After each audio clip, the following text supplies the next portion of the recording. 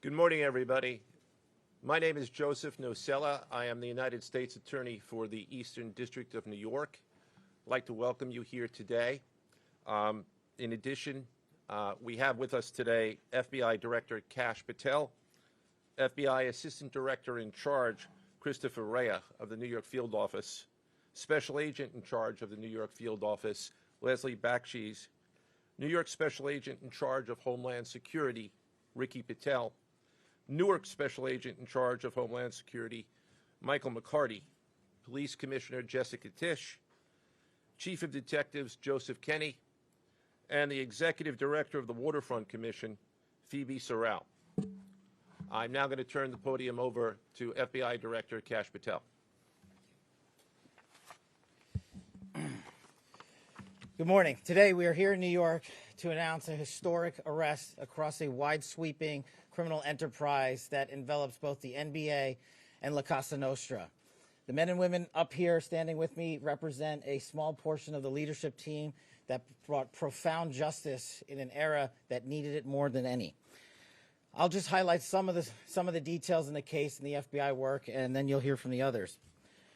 But as you now know, individuals such as Chauncey Billups, Damon Jones, and Terry Rozier were taken into custody today, former, current NBA players and coaches. What you don't know is that this is an illegal gambling operation and sports rigging operation that spanned the course of years. The FBI led a coordinated takedown across 11 states to arrest over 30 individuals today responsible for this case, which is very much ongoing. Not only did we crack into the fraud that these perpetrators committed on the grand stage of the NBA, but we also entered and executed a system of justice against La Cosa Nostra to include the Bonanno, Gambino, Genovese, and Lucchesi crime families. And you'll hear more about those details today. The charges and the arrests that were taken down across this country range from wire fraud, money laundering, extortion, robbery, illegal gambling. This FBI will leave no room for any perpetrator of crime across this country. You hear a lot about our work of defending the homeland and crushing violent crime. Well, this work is also representative of a colossal portion of the FBI's mandate to keep America safe and to keep our entertainment industry fair and secure. The men and women that are standing up here today worked tireless hours, days, months, and years. And the fraud is mind-boggling. It's not hundreds of dollars. It's not thousands of dollars. It's not tens of thousands of dollars. It's not even millions of dollars. We're talking about tens of millions of dollars in fraud and theft and robbery across a multi-year investigation. And we could not have done it without our interagency partners that are before us today. The NYPD, HSI, and teams of law enforcement officials from around the country made this day possible. It takes a team to bring this kind of justice, sweeping justice, into the halls of the United States courtrooms, where our brave United States attorney has led this prosecution. It takes courageous prosecutors to stand before you and say, we will not allow this kind of illicit activity to happen, not only at the national sporting level, but also where it hides in La Cosa Nostra. And when these two collided together, they perpetrated a fraud that is historic in terms of not just money, but the scheme and the deceit that they utilize to steal and swindle people from money, to include crypto fraud. This is an operation that showcases to you that under President Trump's administration, there is no room for any type of criminal behavior, be it on the world's largest stage or in the back rooms of tiny parlors where card games are being played. We are proud to stand here today with the men and women of the FBI and this legal team. And to the United States Attorney, I just want to thank you personally for taking the time to display the work that the media is about to hear about today in detail. As I said, it does take courageous prosecutors, but it takes a courageous United States Attorney to bring this case, because we are going to take heat for it. But we don't shy away in this administration. We don't say no. What we do is we bring the results across the finish line. We bring them to the public. We bring you accountability. And yes, they will have their day in court, and you will hear the evidence through the court system exclusively. We will not deny anyone of due process. And that's the brilliance of this system. That's the brilliance of this administration. Everyone will be held to account. So with that, I turn it over to United States Attorney Nocella. Thank you. Thank you, Director Patel. To be clear, we're announcing today indictments in two major cases, both involving fraud. One involves sports betting, and the other involves illegal gambling, very specifically rigged poker games. The first indictment involves 6 defendants who are alleged to have participated in one of the most brazen sports corruption schemes since online sports betting became widely legalized in the United States. This scheme is an insider sports betting conspiracy that exploited confidential information about National Basketball Association athletes and teams. The second indictment involves 31 defendants alleged to have participated in a nationwide scheme to rig illegal poker games.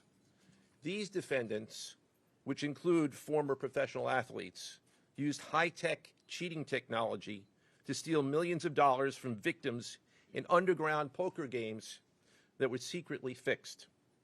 The games in the New York area were backed by the Bonanno, Gambino, and Genovese crime families of La Cosa Nostra. While the cases are separate, there are 3 overlapping defendants charged in both cases: Damon Jones, Eric Ernest, and Shane Hennon. The indictments in these cases contain only allegations, and the defendants are presumed innocent until they are proven guilty in a court of law. But my message to the defendants who've been rounded up today is this: your winning streak has ended. Your luck has run out. Violating the law is a losing proposition, and you can bet on that. First, I would like to talk about United States versus Ernest, the NBA basketball gambling case. The defendants in this case are Eric Ernest, Marvez Farley, Shane Hennon, De Niro Laster, Damon Jones, a former NBA player and coach, and Terry Rozier, a current NBA player. Other co-conspirators were previously charged for their roles in the scheme, including former NBA player Jonte Porter. Between December 2022 and March 2024, these defendants perpetrated a scheme to defraud by betting on inside, non-public information about NBA athletes and teams. The non-public information included when specific players would be sitting out future games, or when they would pull themselves out early for purported injuries or illnesses. They relied on corrupt individuals, including Jones and Rozier.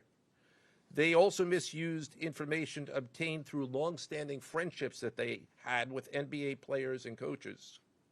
And in at least one instance, they got their information by threatening a current player, Porter, because of his pre-existing gambling debts. Defendants used this non-public information to place hundreds of thousands of dollars in fraudulent bets, mostly in the form of prop bets on individual player performance. The bets were placed through online sports books and also in person at casinos. The defendants relied on a network of straw bettors to place the maximum amount of bets to increase their potential profits. Most of these bets succeeded, and the intended losses were in the millions of dollars. The defendants then laundered their illegal winnings in various ways: peer-to-peer platforms, bank wires, and simple cash exchanges. The indictment details specific examples where the defendants profited from illegal gambling and illegal betting on various NBA games about the performance of players on, among other things, the Charlotte Hornets, the Portland Trail Blazers, the Los Angeles Lakers, and the Toronto Rangers. Each defendant in the NBA basketball gambling case has been charged with conspiracy to commit wire fraud and conspiracy to commit money laundering. Now, I would like to turn to the other case, United States versus Aiello, the rigged poker game case. Beginning as early as 2019, the defendants in this case orchestrated a scheme to use wireless cheating technology to run rigged poker games across the United States, including in the Hamptons, Las Vegas, Miami, and Manhattan.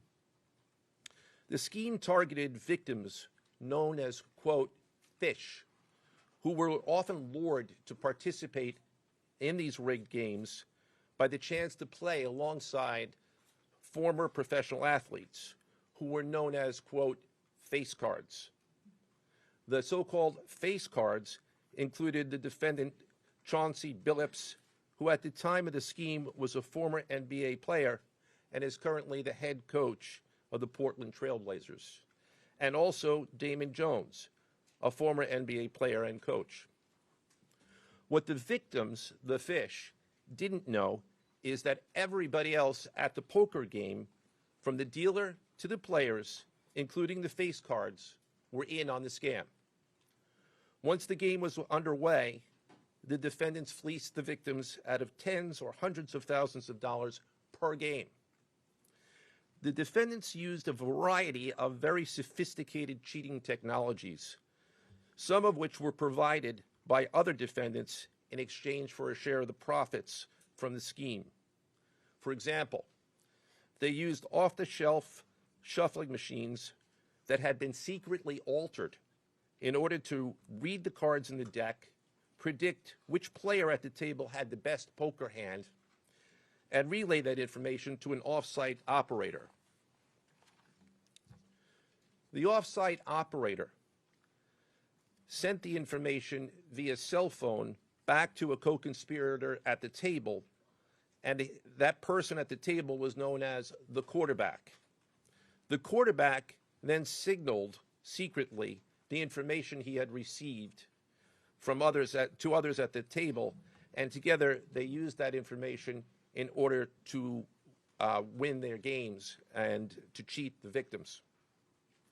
Defendants used other cheating technologies such as poker chip tray analyzers, which is a poker chip tray that secretly reads cards using a hidden camera, special contact lenses or eyeglasses that could read pre-marked cards, and an X-ray table that could read cards face down on the table. What you see depicted on the screen right now is an example of the X-ray table that reveals the cards. Although they are face down on the table, they can be read because of the X-ray technology. The mafia, specifically members and associates of the Bonanno, Gambino, and Genovese organized crime families, had pre-existing control over non-rigged, illegal poker games around New York City. As a result, they also became involved in the rigged poker games, helping to organize the games and taking a cut of the proceedings, and working to enforce the collection of debts. The defendants laundered their proceeds, including through cash exchanges, the use of multiple shell companies, and through cryptocurrency transfers.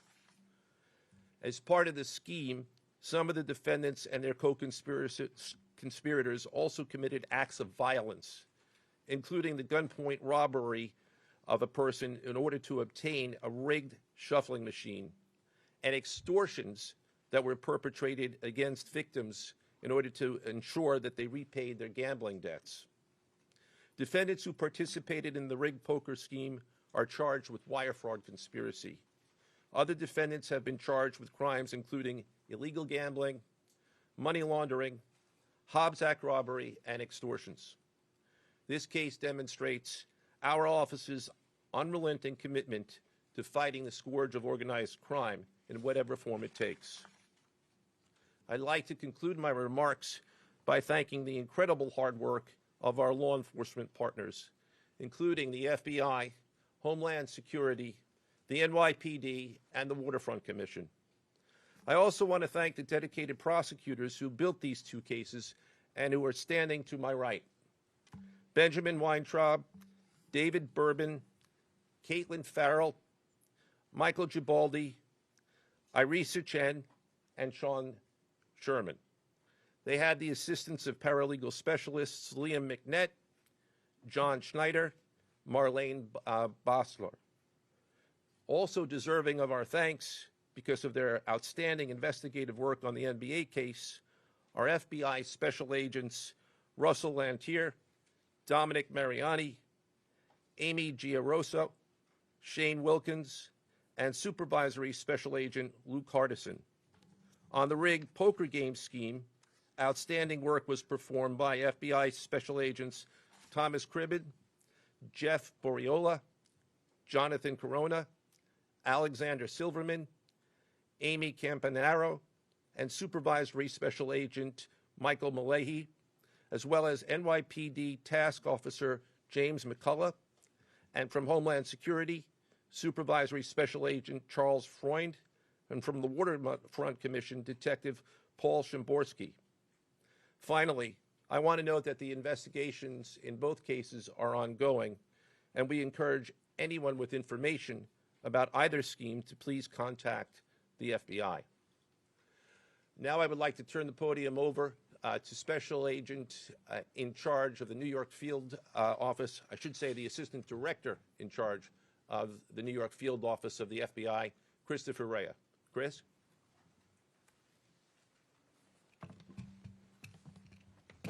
All right, thank you, Joe. As always, we appreciate the partnership here. Can't do any of this without you and your team, so thank you. Also want to publicly thank the director for coming down from D.C. The director's a very busy person, and for him to come down should tell you the importance of this historic case. I'm Christopher Rea, the Assistant Director in charge of the FBI New York Field Office. Today, as you've heard, our office conducted a massive nationwide takedown from 2 indictments of 34 defendants for their alleged involvement in 2 separate illegal poker and sports betting schemes where, as you heard, the odds were rigged in their favor. Among these defendants are 13 members and associates of the Bonanno, Gambino, and Genovese crime families, to include capos and soldiers from these families.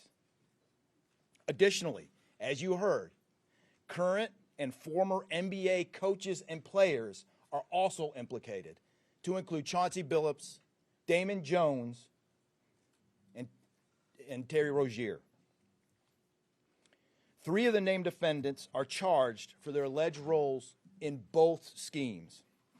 This alleged illegal gambling operation hustled unwitting victims out of tens of millions of dollars and created a financial pipeline for La Cosa Nostra to help fund and facilitate their organized criminal activity. Victims were attracted to play alongside well-known professional athletes and coaches like Chauncey Billups, only to be unknowingly deceived through rigged shuffling machines, fixing the odds in their favor, as alleged and as you just heard from the U.S. Attorney's Office. This alleged scheme wreaked havoc across the nation, exploiting the notoriety of some and the wallets of many to fund the Italian crime families here in New York. Let me be clear about this fact. The FBI has not and will never take their eye off the ball when it comes to Italian organized crime in this city, specifically the LCN and the 5 families here in New York. We are not going to permit any criminal enterprise, whether it be Italian organized crime, Asian organized crime, Eurasian organized crime. We're not going to permit any of those organized crimes, families, and organizations to operate in our city or our country, as evidenced by the 11 states that were also participating in this operation today. The FBI office here in New York remains committed to eradicating all unlawful revenue streams fueling this criminal activity. As with most cases we've worked, this is only the tip of the iceberg for the FBI and the U.S. Attorney's Office. Our LCN squad agents and analysts are continuing to work day and night with the Eastern District of New York to ensure members and associates of the 5 families cannot continue to wreak havoc in our communities. Today would not have been possible without the tireless efforts and dedication of the FBI New York Eurasian Organized Crime Task Force, which, as you heard, was led by Supervisory Special Agent Luke Hardison, and the Italian Organized Task Force, which was led by Supervisory Special Agent Mike Malahi. And coincidentally, Supervisory Special Agent Malahi is going out on a positive as he is retiring at the end of this month for 30 years of dedicated service to the FBI, and that deserves a hand. He's what we call a legend here at FBI New York. Additionally, obviously, we cannot do this alone without our partners. I want to extend my appreciation to Homeland Security Investigations Special Agent in Charge, Ricky Patel. Of course, we do nothing in this city without the NYPD. New York City Police Department Commissioner Jesse Tisch, thank you, ma'am, for all your work and all your resources that you dedicated to this. And New York Waterfront Commissioner Phoebe Soriel for their agency's assistance and support throughout this lengthy and complex investigation. Our collective efforts ensured these subjects will face accountability, like the director said, for their alleged wrongdoings. Thank you, and I'll now turn it over to Special Agent in Charge of HSI, Ricky Patel.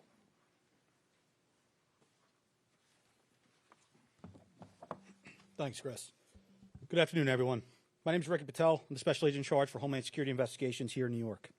This morning, hundreds of special agents and investigators with HSI, the FBI, the New York Waterfront Commission, and the NYPD descended upon the homes of individuals who for years have operated with the false sense of impunity, a false sense of incivility. In the early hours of today, across 9 states coast to coast, dozens of defendants were arrested and will face the consequences of their alleged crimes. This was their wake-up call. With the alleged involvement of 3 La Cosa Nostra crime families, 1 NBA head coach, a Hall of Famer, no less, and former NBA players, the years of investigative work that culminated with this morning's operation seem reminiscent of a Hollywood movie. But this wasn't luck, and this wasn't theatrics. This was an evidence-driven, relentless, and unified effort among law enforcement. Through what we have dubbed Operation Royal Flush, HSI New York, along with our task force personnel from the Waterfront Commission, first uncovered this scheme more than 4 years ago. Agents and investigators dedicated countless hours and sleepless nights in identifying the criminal network, dissecting communications and patterns, and following the money with precision. We built a case, piece by piece, and what we discovered was a sprawling criminal enterprise that utilized cutting-edge technology and various methods of deception to dupe unsuspecting gamblers into paying up so that these defendants could cash out.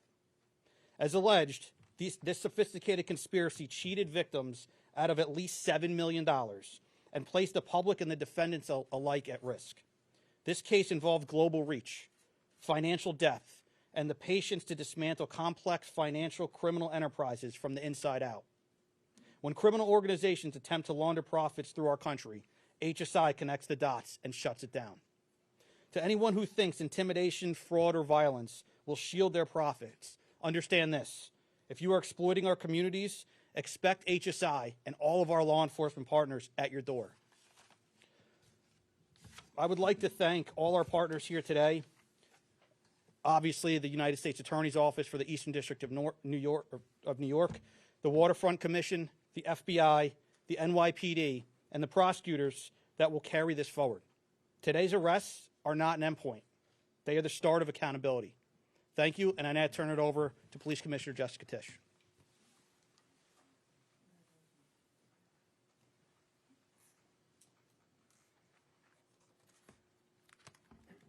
Good morning.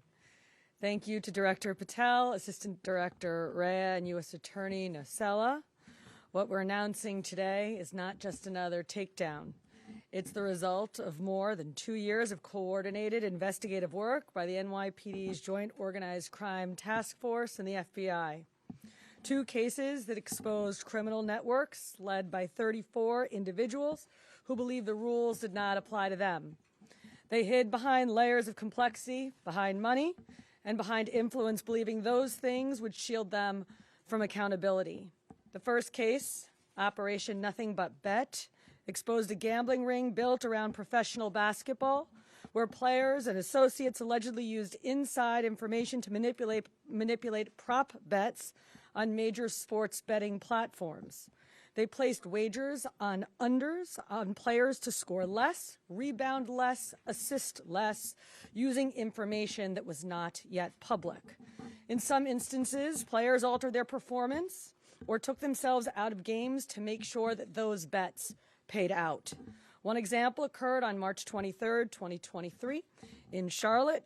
Terry Rozier, an NBA player now with the Miami Heat, but at the time playing for the Hornets, allegedly let others close to him know that he planned to leave the game early with a supposed injury. Using that information, members of the group placed more than $200,000 in wagers on his under statistics.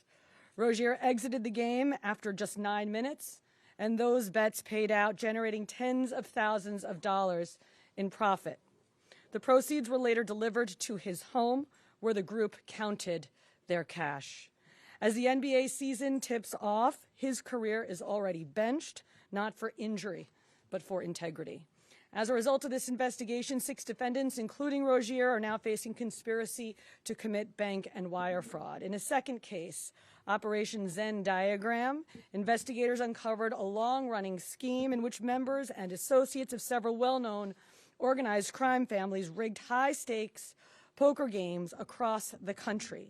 These operatives included capos and multiple soldiers from the Bonanno, Gambino, Lucchese, and Genovese crime families. Bringing 4 of the 5 families together in a single indictment is extraordinarily rare. It reflects how deep and how far this investigation reached, and the skill and the persistence it took to get here. That work uncovered a deliberate, technologically sophisticated operation designed to carry out their crimes.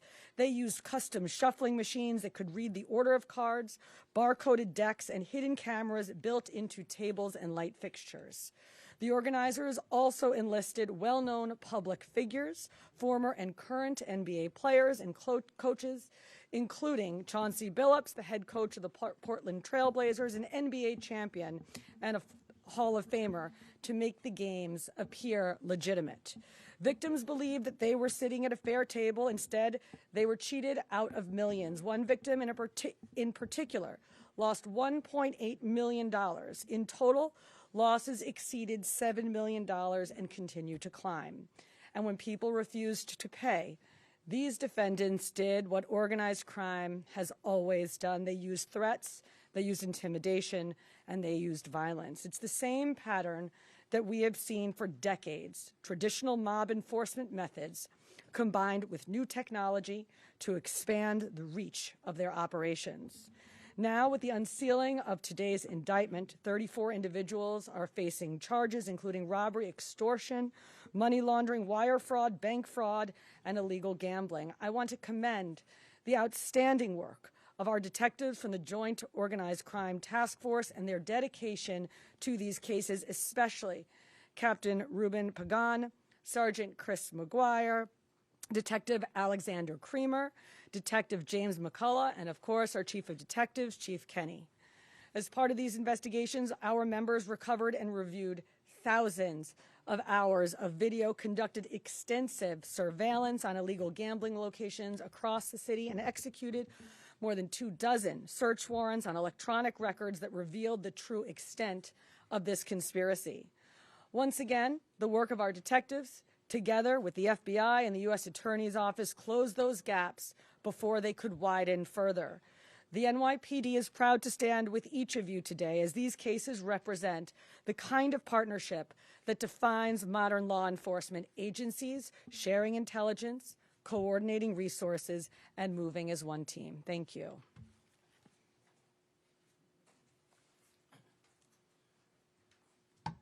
If anyone has any questions that they'd like to ask, now is the time. I had a question about the structure of the case. Is it the investigation into one case, did that lead into the discovery of the other?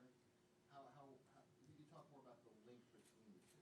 I'm not at liberty to discuss either the background of the investigation itself or the investigation as it continues. So I'm afraid I can't really explain to you other than the fact that both cases have been unsealed today, and there was an overlap that has been discussed already with respect to certain of the defendants. Yes. Chauncey Billups claimed that he had a gambling addiction. Did Rozier or Billups or Damon Jones claim the same thing at all? With respect to any allegations or defenses that have been made by any of the defendants, they will have their opportunity to present them in court. We're not here to air those at this time or to discuss them. Yes. You said the investigation is still ongoing. There seems to be several players referenced in the indictments, some that may have potentially passed on information. Is there the possibility of future arrests of NBA players in connection to the sports gambling operation specifically? As I said, I can't discuss ongoing investigations. The investigation is ongoing, which by definition means that there will be further evidence uncovered at a minimum, and there's always that possibility. But I can't comment any further with respect to that. Yes. Thank you. Director Patel, you had said in your comments, we're going to take heat for this case. Why do you say that, and what efforts might you take to counter that? It's not popular to go after some of the defendants that we went after today, but justice is served blindly. And how do we countermand that? Simple. The unsealing of these indictments today shows the force of the Department of Justice and our great Attorney General and the leadership that we have at the FBI and the team here to specifically mete out justice. And look, let's not, mince words. This is the insider trading saga for the NBA. That's what this is. That's why we are going to take heat. But as the evidence comes out, as the indictments are unsealed, you will see the extensive work these men and women put in, countless hours over years, and that's how we countermand it. So the dates on these indictments that they were filed are October 9th and October 16th. Can you talk about the timing of moving in now? Why now? We will not publicly discuss the timing of when we do takedowns. I will only say that we do takedowns in a coordinated fashion with our law enforcement partners and the U.S. Attorney at the appropriate time to make sure that we ensure the integrity of the investigation, as the United States Attorney said, an investigation that is very much ongoing. Director Patel, you said insider trading for the NBA. What are the implications of this case for other sports leagues and for the legal gambling industry in general? Simple. If you're participating in the legal gambling industry, you got nothing to worry about. If you're participating in illegal conduct, you got everything to worry about, and this case shows it. Did the illegal conduct cross with the legal sports betting platforms in any capacity? And if so, is that the search warrants that the police commissioner just referenced? I'm not sure I quite understand your question. You're asking if the illegal conduct... If it crossed with, like, the sports betting industry or the online sports betting? The sports books themselves are victims in this case. They themselves did not, as far as our investigation is concluded, they did not perpetrate anything unlawful. Are you able to say which sports books or online outlets they use to make these bets? I'm not going to respond to that at this time, but that information will be made public. Yes? Can you identify the access point where these co-conspirators were able to recruit these, famous people to partake in the schemes? When you say the access point, They were able to recruit them? I'm not sure which case you're referring to. Both.